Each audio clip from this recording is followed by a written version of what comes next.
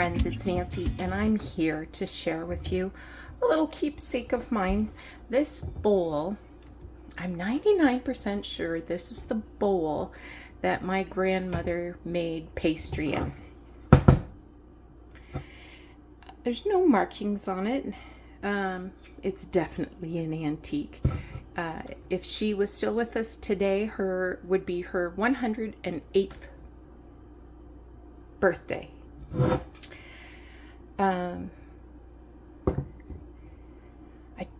I don't really remember her making pastry very often. I think in later years she'd just buy it. She'd just buy frozen pie shells. But this one has some missing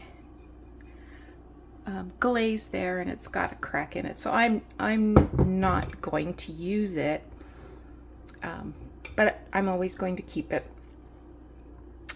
So if you're joining me today, I hope that you'll take a minute to like this video, make sure you're subscribed to my channel, and leave a comment below. So the giveaway for today is this tea towel, and it has all kinds of pie crusts on it. It's really pretty. So leave it, you have your instructions. You know what you need to do. That's just the oven preheating. So my Nana, she lived until she was very close to 104, and she had this cookbook in her kitchen all the time I was alive, that's for sure. This probably dates to the Second World War. She would have been a young mother of two in her 20s during the war, and I finally took some time and scanned some of the recipes that are in here, particularly the ones that were written in her handwriting. So I have uploaded those to my Ko-Fi channel. They are absolutely free to you. If Ko-Fi says how much do you want to pay for this digital download, just put in 0, and I also have a link down below how to download digitals from Ko-Fi if you've never done it before, or you're not quite sure how it works. So remember, there's no need to pay for the digital downloads. Not that the recipes are going to be terribly exciting, but there's some value there if you're interested in old ephemera, if you're a junk journaler like I am and would just like to have that in your digital stash.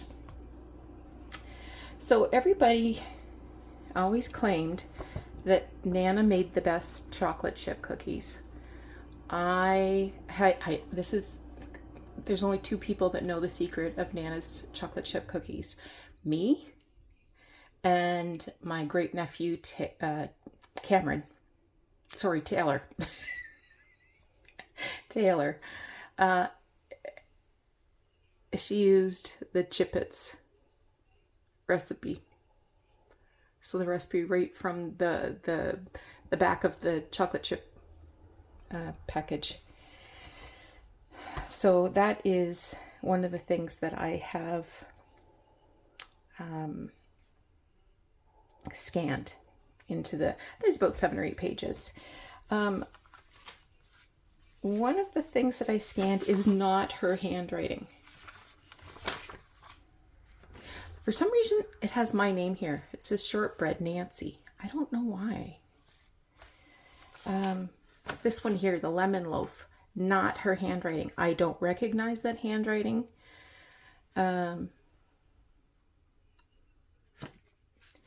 But it's not hers. This is what her handwriting looked like. So this green dessert, this was something that was always at every Christmas dinner. And this involved marshmallows, pudding mix, Cool Whip, and crushed pineapple. And it was this horrible blue-green color. We called it Bondo because it was the same color as, you know, what you'd patch the rust in your car with. But the recipe I am doing today is peanut butter cookies. There's actually 2 peanut butter cookie recipes. This one has coconut in it. I don't remember her ever making any with coconut. So this is Nana's recipe. She uses shortening in everything. So I got out my box of Crisco and I've measured 1/2 cup of that. And now I'm going to add 2/3 of a cup of peanut butter. I have got to get these sweets out of my house. But we might venture to go visit family tomorrow. So maybe I'll take them with me, feed them to somebody. Anyway, so I sent a message to the family chat and asked if anybody wanted the scanned copy, and so I have several emails to send later. I'm going to cream this together. I'll be adding sugar, egg,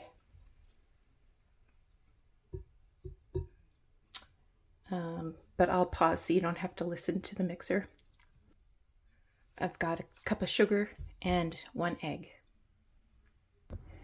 In this bowl I have 1 1/4 cup flour, 1/4 teaspoon of salt, and I need a 1/2 teaspoon of baking soda.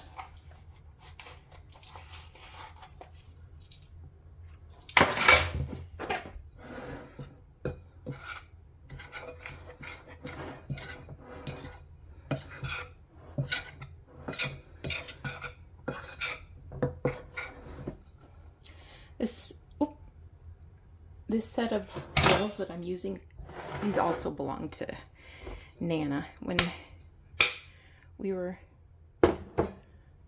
taking care of closing out her apartment, this was the only thing I asked for, was the bowls. And probably you'll hear me talk about these bowls. I had a set of primary colored Pyrex, not the same set as this, but primary colored. So when I brought home Nana's bowls, I took mine out of the cupboard, and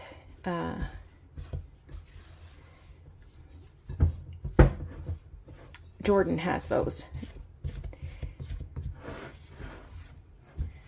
So I said, I've got 50 years of food memories in these bowls. And so he took the other ones. He says, well, I've got 25 in years of memories, food memories in these. So, okay, it's coming together.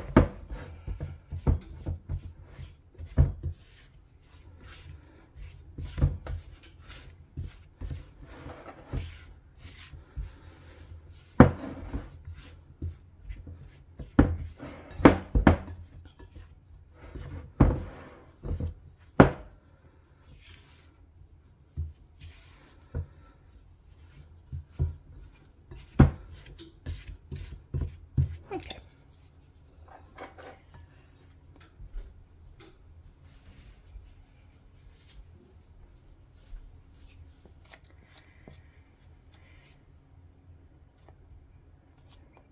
So the recipe says to cook or bake cookies, I guess, at 350 for 7 or 8 minutes. But first I have to make the balls. Come on, you. Once you start warming up the dough with your hands, it sticks together. I've put some parchment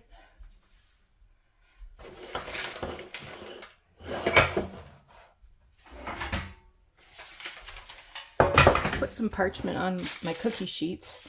This is actually air fryer paper. It was cheaper than parchment and does the same job. Her recipe says to place them on a greased sheet. I'm not adding any more grease to this, so.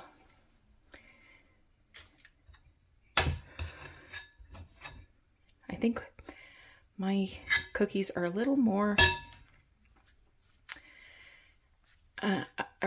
they have a little more girth than Nana's would have. She believed in small cookies.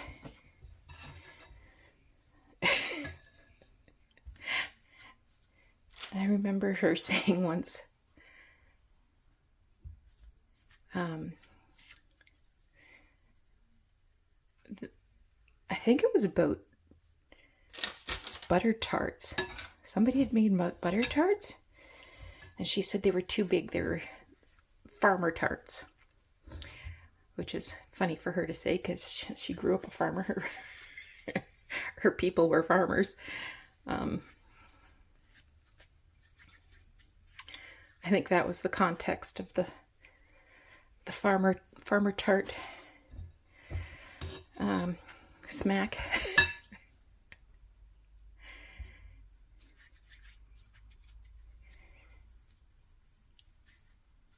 I'm pretty sure everything I know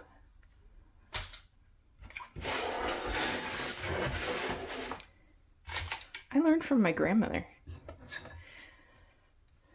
So all of the needlework and handwork that I'm able to do now, I learned from her. I was very little when I started to learn how to do fancy work. I don't think it's something she learned from her mother. I think she learned it from her mother-in-law. I'm sure my mom's watching and she'll remember.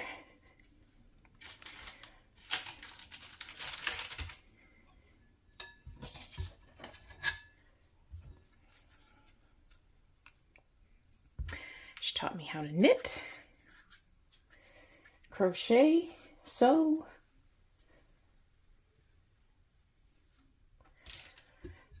quilt. First quilt I ever helped make was for my niece Amy. I would have been 11 when Amy was born, I think. 11-ish. And it had Sunbonnet Sue's on it.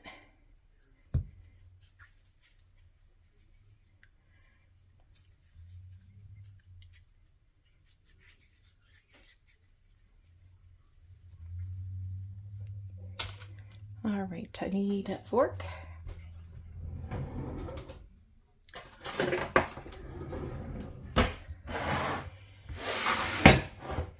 Because peanut butter cookies need to be smashed with a fork.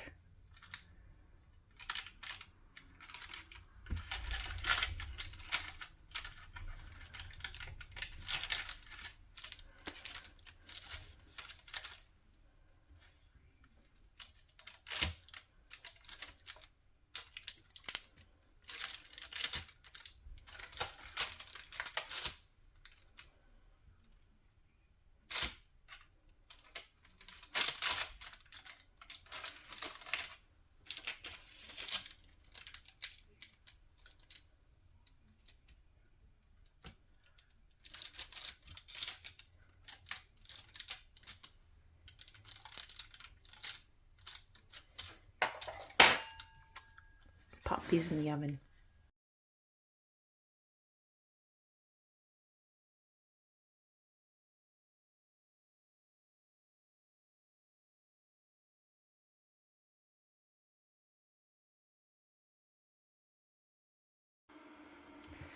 All right, I've got a couple minutes while I wait for the last 6 to come out. So the recipe made 2.5 dozen for me. I'm sure Nana would have got 4. So, and it's important to leave them on the hot tray for a minute or two to cool. Otherwise, they'll just fall apart. Okay, so a couple of things. I mentioned it's Nana's birthday today. January is also my birthday month. So this is my special teacup for the month of January. And yesterday when I was showing you some of my thrifted things, I mentioned when you have 3 of something, you have a collection. So I actually have 3 of these huge cups. These are called breakfast teacups. So I have one for Christmas. It has plaid ribbon and some holly in the back there. And this one has all kinds of herbs, rosemary and thyme and that sort of thing, chives. I got all of these thrifting, and all within like months of each other. And in fact, this one, I got the mug, the teacup, in Mississauga, and I got at I want to say it was at a Value Village, and I got the saucer in St. Thomas, which is 2 hours away from Mississauga, at a Goodwill. All 3 of these are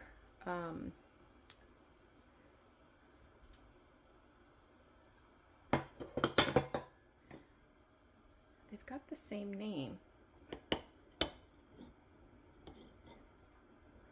Well, maybe they don't. This one for sure is Roy Kirkham. These 2, they're marked R2S. I'll have to look that up. I thought they were all the same. They're the same size, the same shape. But it's been years since I have seen any of these out thrifting. And believe me, I'm always thrifting. My kettle's boiling. I can make a birthday tea now and have a nibble of a cookie. I think that's all I wanted to share with you today. I hope you enjoyed this video. I hope that you'll remember to like, subscribe, add a comment so that you can get into the draw for this beautiful tea towel. And maybe you'll share a special memory about your grandmother, or do you have something that belonged to one of your grandmothers that you cherish? Is there a family recipe that only you know about?